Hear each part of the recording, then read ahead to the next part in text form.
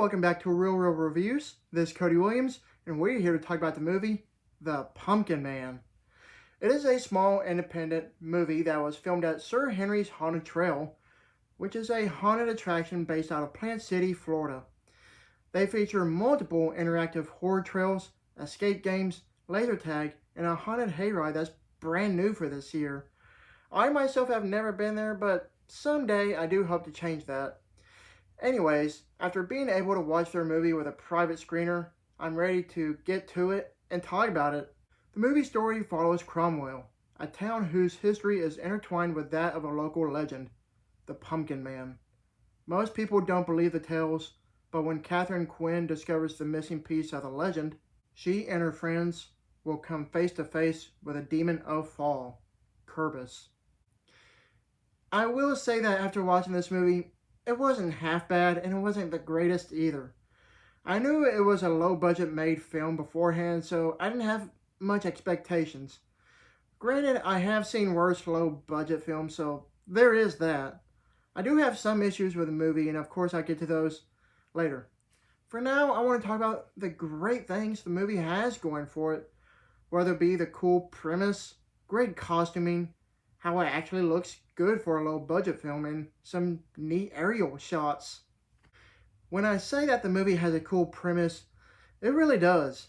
It's like if both Hocus Pocus and Pumpkinhead had a love child, you would get this movie. There's definitely some cool ideas thrown around, but you can tell that the movie would be better if it had a bigger budget to work with. Speaking of low budget, the movie does show it, unfortunately. It looks cheaply made, but like I said earlier, it's not the worst low-budget film I've ever seen. If you've seen the amount of made-for-TV movies I have, it's definitely better than half of those. For it to be a low-budget film, there were parts of the movie that actually wowed me. One of those being the costuming for the antagonist of the movie, the Pumpkin Man himself. The costuming for the character looks high-end and super elaborate, and it's probably the best thing the movie has going for it. There were also some cool aerial shots for the outdoor daytime shots. I'm assuming it was done using a drone. Either way, it still looked cool regardless.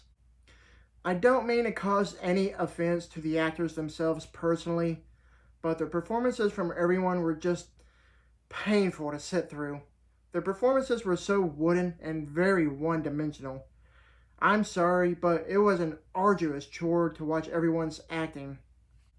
As for the writing itself, it was super questionable.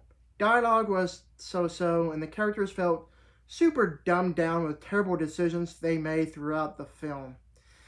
Then again, most movies in the horror genre are well known for their characters that make terrible decisions, so I'm not going to be super harsh about it. With all that said, the movie was just meh. Overall, The Pumpkin Man is quite notably a film that sounds good on paper, but the execution itself was kind of clunky. Admittedly, it's a good one-and-done watch to check out for the Halloween season. It's not a great movie, and it's not downright terrible either. If anything, it lies somewhere right smack in the middle. However, this is a forgettable movie that is easily average at best. I give this movie a C. Thank you for watching, and don't forget to like and subscribe to my channel to keep up my real reviews.